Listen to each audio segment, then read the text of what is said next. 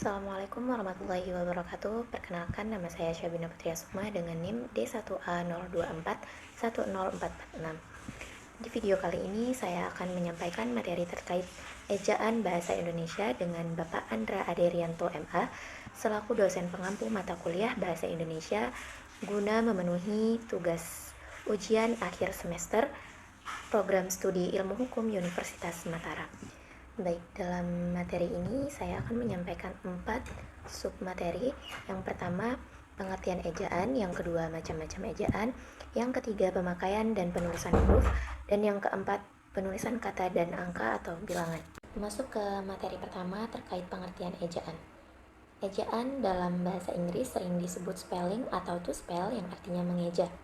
Dalam Kamus Besar Bahasa Indonesia, ejaan merupakan kaidah-kaidah mengenai cara menggambarkan bunyi-bunyi dalam kalimat, kata, paragraf, dan wacana, serta penggunaan tanda baca atau punktuasi. Ejaan bahasa Indonesia sering disingkat menjadi EBI. Ejaan ini berlaku sejak tahun 2015 dalam Peraturan Menteri Pendidikan dan Kebudayaan Republik Indonesia Nomor 50 Tahun 2015 tentang pedoman ejaan umum bahasa Indonesia dalam menggantikan ejaan yang disempurnakan. Mengeja dan ejaan merupakan dua kata yang berbeda.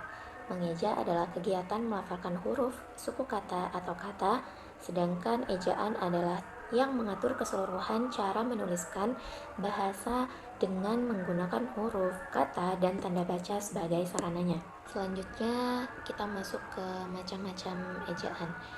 Di sini saya akan menjelaskan tentang 4 macam ejaan. Yang pertama ada ejaan Van Ophusen, yang kedua ada ejaan Soewandi, yang ketiga ada ejaan Melindo, dan yang terakhir ada ejaan yang disempurnakan atau EJD. Langsung saja di sini saya akan menjelaskan secara singkat sejarah mengenai keempat ejaan yang berlaku di Indonesia pada saat itu.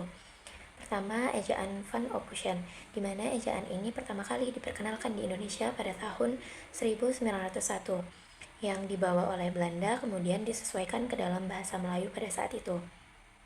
Kemudian pada tahun 1947 muncullah ejaan Soewandi, di mana beliau merupakan Menteri Pendidikan dan Kebudayaan Republik Indonesia yang bertujuan untuk kembali menyederhanakan ejaan bahasa Indonesia yang dikenal oleh masyarakat menjadi ejaan Republik. Namun ejaan ini perlu ditinjau kembali sehingga adanya tindak lanjut dari Perjanjian Persahabatan Pemerintahan Republik Indonesia dengan Persekutuan Tanah Melayu pada tahun 1959 yang menghasilkan kedua negara tersebut memiliki persamaan ejaan yang melahirkan ejaan baru yang bernama ejaan Melindo. Namun ejaan Melindo ini belum sempat diresmikan karena adanya politik yang tidak berkesudahan, sehingga pada tahun 1972, tepatnya pada tanggal 16 Agustus 1972, muncullah ejaan yang diresmikan atau yang lebih dikenal dengan sebutan EYD yang diresmikan langsung oleh Presiden Soeharto pada saat itu.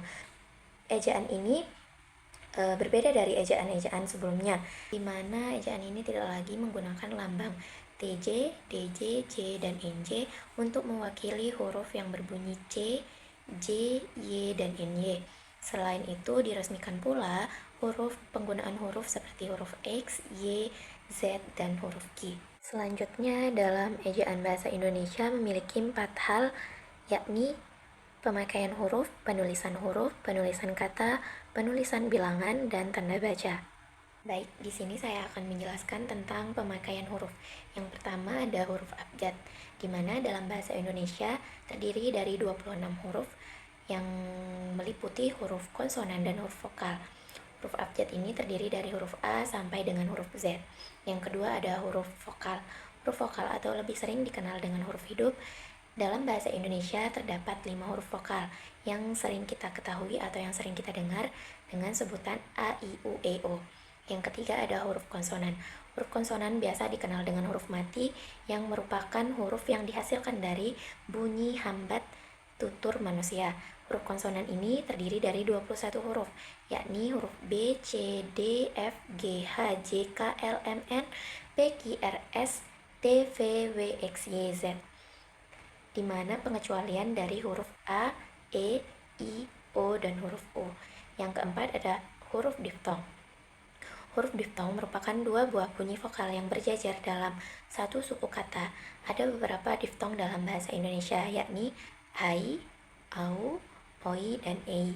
Contohnya seperti kata pantai, santai, dan sepoi.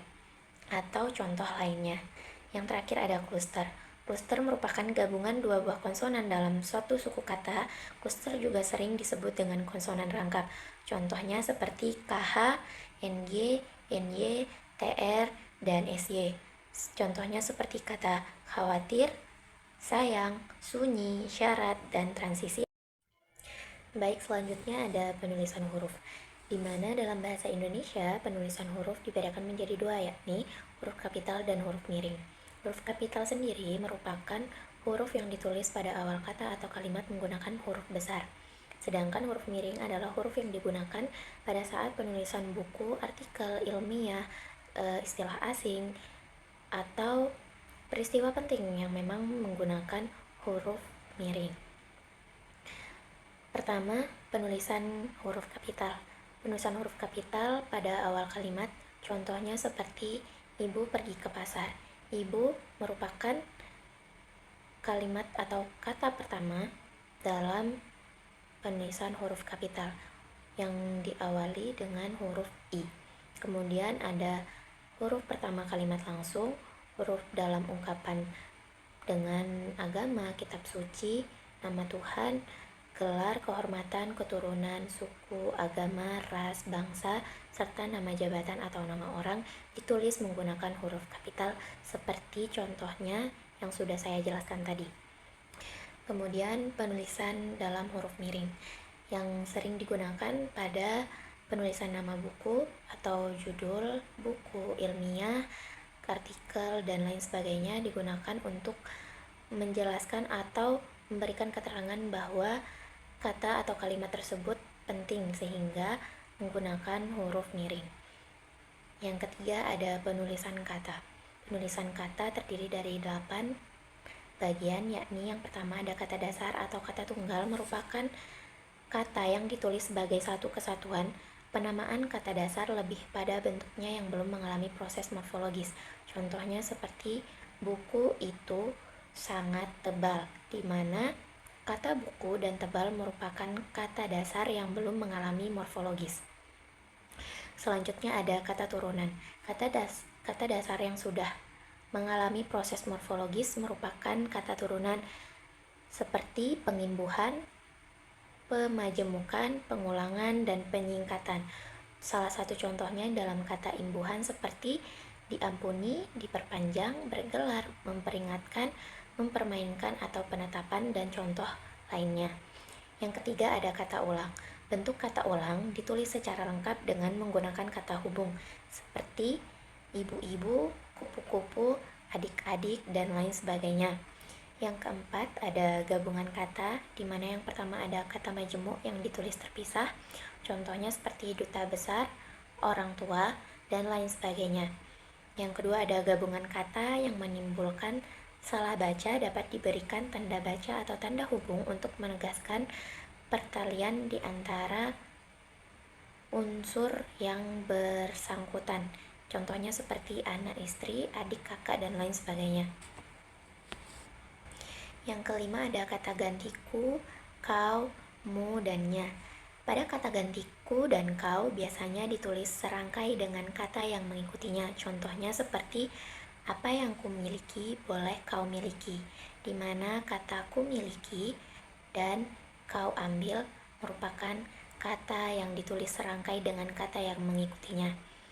Selanjutnya, kata gantiku, mu, dan nya ditulis serangkai pada kata yang mendahuluinya, seperti bukuku, bukumu, dan bukunya tertata rapi di dalam lemari. Yang keenam ada kata depan. Kata depan di, ke, dari ditulis terpisah dari kata yang mengikutinya. Contoh seperti murid itu duduk di kursi. Saya pergi ke pasar. Ibu datang dari kota. Yang ketujuh ada kata serapan. Kata serapan merupakan kata asing yang sudah diserap menggunakan bahasa Indonesia. Yang ke-8 ada singkatan dan akronim. Singkatan merupakan bentuk yang dipendekkan yang terdiri atas satu huruf atau lebih.